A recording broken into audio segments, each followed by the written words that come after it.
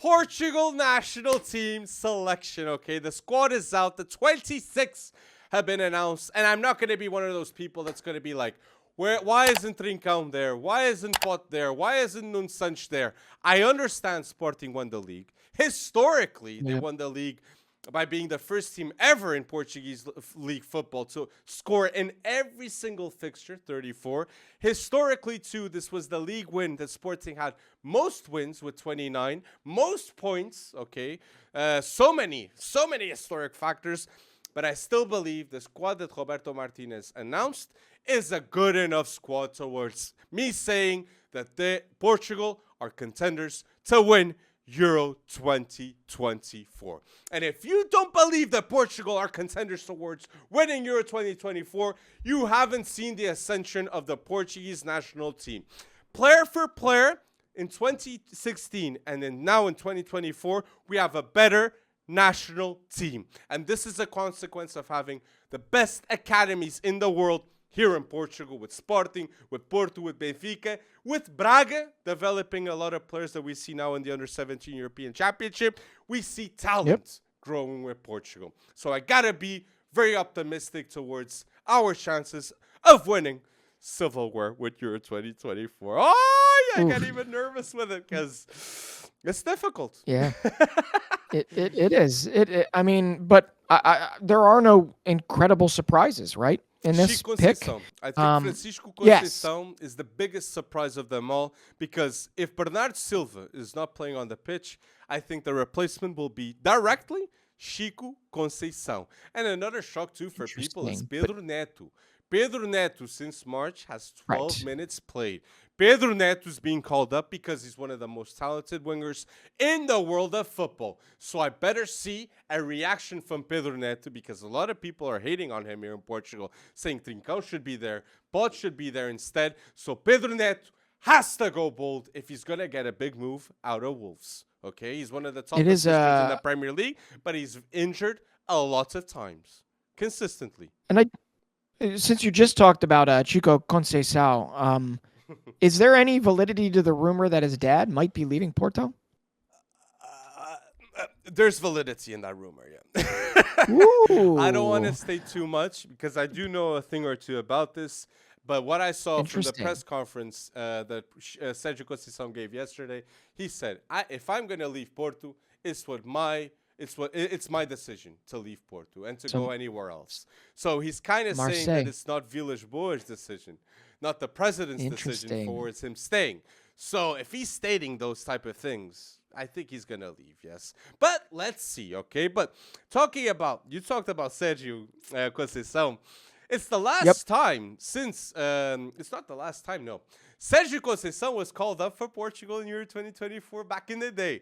And now his son, Chico Conceição, is called up. So it's good to see that the talent lives on. And don't forget, from 2012 to 2017, Chico Conceição was in Sporting Academy. He developed at Sporting massively. It was very important for him to be those 5 years here in Lisbon at Sporting Clube Portugal. And one thing I gotta say, this Portugal national team squad is one of the best I've ever seen, and it's because of the experience mixed with the youth. Look at the generations that we have here. We have a Pepe and a Cristiano Ronaldo, and then we have a Rúben Dias, a Bernardo Silva, a Bruno Fernandes, different generations. And then we have the young guns, António Silva, Chico Conceição, João Neves, Gonçalo Inácio, Nuno Mendes. Like, there's so many youngsters that are going to learn from this experience with top world-class players. We're extremely lucky what we have. And until now, Roberto Martinez only lost one game for Portugal. And we were playing great football until that one loss, okay? It's inevitable. It happened. But when we lost, it was when we had already guaranteed our way through to the Euro 2024. So I'm very optimistic, Breton. I'm very optimistic, and I think I have to be. Yeah, no, I don't think there's any reason not to be. It's a very good roster, and obviously I'm looking at the roster right now, and I'm seeing João Félix, right? What a ridiculously important summer it's going to be for him in terms of what his next step is going to be, because it's very likely that he's not headed back to Atleti. right? I think so. Yeah, he's not But going to go back to Atletico de Madrid. No, he could. He's So, more likely to go to where? Barca than Atleti, maybe. But Barca On don't loan have the again? money. Exactly. It No, has it's to got be to be on on loan loan. Yeah. again. Interesting. Because that's João Félix. João Félix could play very well in Hansi Flick's system. So that's just another one I was looking at. Like, wow, okay. And then you guys, Al Hilal and 2 Al Nassr players. So you've got Otávio, you've got Cristiano Ronaldo, and you've got Rúben Neves. Otávio, though, I have not tracked him that well. I'd imagine he's had a hell of a season. Ahead of Matheus Nunes. Nunes, yeah. the City player. That, yes, he doesn't play every game for Man City, but every week, every day, he's got training sessions with Man City, and that's high level. Interesting. But we, in the past 3 years ago, we went quite viral saying the midfield of Portugal. We will be doing the same. Okay, we will be doing the same before the Euro starts. But I want to state this. Right now, the midfield of Portugal, not going bold, just stating facts in this. It's Palhinha, Vitinha, and Bruno Fernandes. Vitinha has been the best player of PSG this season. Next to Kylian Mbappe, Luis Enrique even stated he's the best.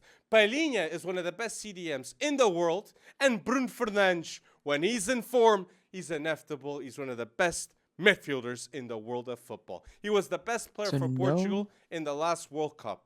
He was the best player, and he showed world-class levels in that competition, okay? So, and I know this Euro 2024 is going to be full of world-class midfielders. Toni Kroos is going to go bold. It will. Florian Wirtz is going to go bold. Rodri, with his first loss this season at Man City. Goodness. Surely for Spain, he's going to go bold. And we're going to have a Pedri that's going to be fully fit in this competition. And Szoboszlai, the captain of Hungary, he could surprise lots of people. Xavi Simons. Oh, sure. So in terms of midfielders, I think Bruno Fernandes will be top 3 in this competition. This is a bold prediction for some, but for others, maybe not.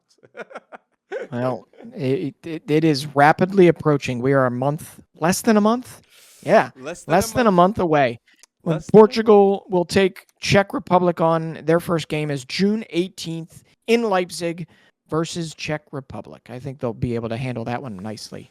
But my goodness, I can't wait for this. I do have to kind of say, João Neves is not your starting midfielder, which is understandable based on how Vitinha's second half of form, not that those are like for like, but Palhinha over João Neves, you wouldn't put João Neves in for Palhinha? I would like to see João Neves play next to a João Palhinha. The best João Neves I saw at Benfica this season was next to a Florentino Luis, a pure CDM. So I believe if he's going to play at Portugal at the best he can do, I think it's with Palhinha next to him.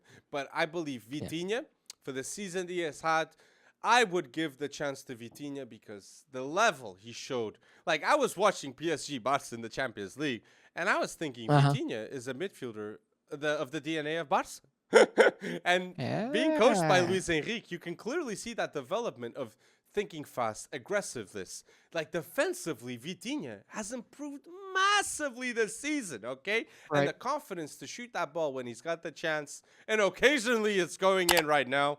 Vitinha could be perceived at the end of his career as one of the best Porto products ever. I think he's already top 5, okay, for what he's done, and he's still under 25. Wow. So he just needs to keep on going, and obviously making history with Portugal would accelerate this process of becoming a legend of Porto's academy, okay? And